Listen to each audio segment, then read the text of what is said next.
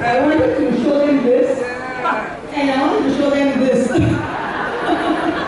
Because tonight is actually fundraising, but we definitely want you all to have fun. Right, and I would like definitely, in our program we have planned a lot of things for you all this evening. So stay with us and stay tuned. A very good evening and a very warm welcome and a huge thank you to each one of you for coming, making this a very special evening for us. This is Mamre Oaks' first gala dinner. Our last one is only 20 seats, but today, 48 tables. Thank you. And from the start, I would like to point out the theme of our gathering, celebrating life together. This is the theme of our celebration. And this evening's celebration is in honor of Our Lady of Fatima, whose feast day is today, and for our mothers, for the life given to us, and in particular the lives of our intellectual and developmental persons with disability. Before I start, I would like to share a story of a movement that has gained traction over the world for persons with intellectual and their families. In 1971, a large group of persons with intellectual disabilities and their families were organizing their first pilgrimage to Lourdes. What started this pilgrimage was when parents of two severely intellectual disabled persons wanted to experience God's healing in Lourdes. Instead, they experienced rejection from the hotel and from the people around them. The doors were closed. They couldn't find any room for them. Does this sound familiar to you? There were no room in the inn. They felt alone and they needed support and help. And so on their return, they shared what happens to them in Lourdes. Friends and like-minded people came forward and said, let us give these families the support they needed. Let us go to Lourdes. And so, over a span of 10 years, friends and families of the person with special needs slowly gathered together. They slowly, over 10 years, they rose from the rejection and they formed faith and light communities all over the world. And together, 10,000 of them went on their first pilgrimage to Lourdes. And when they went there, they kept saying, Alleluia, Alleluia, thanks be to God. And now when all this organizing were being done, this painter called Mock was among them, and he had an intellectual disability. So as he listened, he came up with this painting, which became the logo of the pilgrimage of the Faith and Light. So this is the logo that he came up with. He created a very simple painting, a boat, which he put a number of figures. Now, Matt was very inspired, but he couldn't count. And so, as he drew, he painted 12 of them. Jesus must be sleeping somewhere at the bottom of the boat. And then there was the sun and the clouds. And he had an idea. We are in the boat together, traveling together. Sometimes the sea is rough. Sometimes it's dead calm. Sometimes you need to row. And sometimes the wind blows in the sails. Matt had understood all that. Most of all, he understood God's love for the person with special needs. And then lastly, he put a caption, and the caption says, "The clouds parted, and your light, O Lord, shone down upon us." The clouds parted, and your light, O Lord, shone down upon us. And so tonight, seeing all of you really gives me a sense of how it must have felt when they were in Lutz, over 10,000 persons gathering.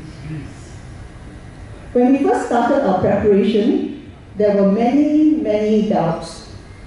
I'm sure many of my committee members will attest to it.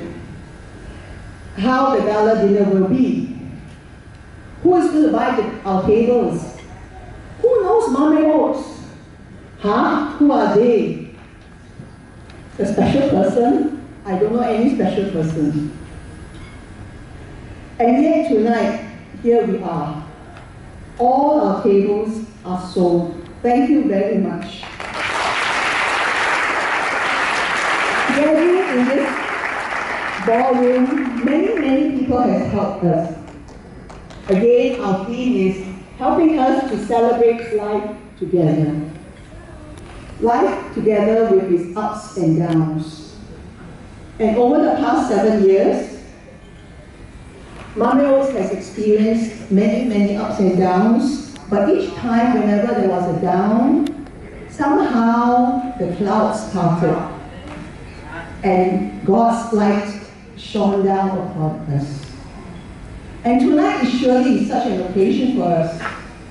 Thank you all for making this impossible dream come true. And I would like for all of you to share with us the fundraising committee and stay together. Hallelujah! Hallelujah! Thanks be to God.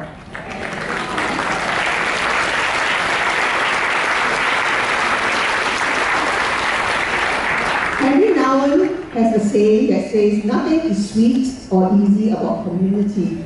Community could be religious sisters and brothers who live in a community, or community could be living with families. Community is a fellowship of people who do not hide their joys and sorrows, but make them visible to each other as a gesture of hope. Community is like a large mosaic. Each little piece seems insignificant, yet some look valuable, some look very worthless, some look very gaudy, some very delicate. We can do little with them as individual stones, and yet this community together portray the face of Christ. Who would ever question the importance of each one of them? As you notice in the book, there are 12 figures representing the community. The person with special needs is never alone. A sibling, a parent, a friend in Mamre Oaks, a volunteer, a staff is there with the special person. And Mamre Oaks can never come together without a community. It started with three friends who form a community, and is governed by a community of board members who are seated there, and Neville seated somewhere there. And it's run by a community of staff who greeted you wearing green t-shirts. And a community of volunteers too. Many of them are seated here. Okay. And I hope together we have made God visible through our works at Mamre Oaks. Oh, I was told I have a job. I need to do a sales pitch. I hope we can raise 150,000 tonight. But we have to raise 200,000. Okay, so lastly, bear with me, I would like to share a story of St. Lawrence. Is Lawrence here? I'm sure whether you heard of the story of St. Lawrence. He was a deacon during the reign of the Roman Emperor Valerian, serving under the Pope, Sextus II, who was later martyred. So St. Lawrence then began to sell the valuables of the church in order to distribute the money to the poor. In response, the Roman prefect, that means the emperor, demanded that he claim back the church's treasure and turn them over to the government. 3 days later, Lawrence assembled the poor, the sick, and the outcasts, presenting them as the church's treasure.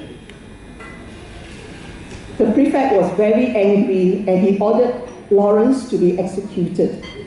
He was later martyred. Now, why do I end with such a gory story? Lawrence presented the poor, the sick, and the outcasts of the city as the church's treasure. For us at Mamre Oaks, the special person are our treasure.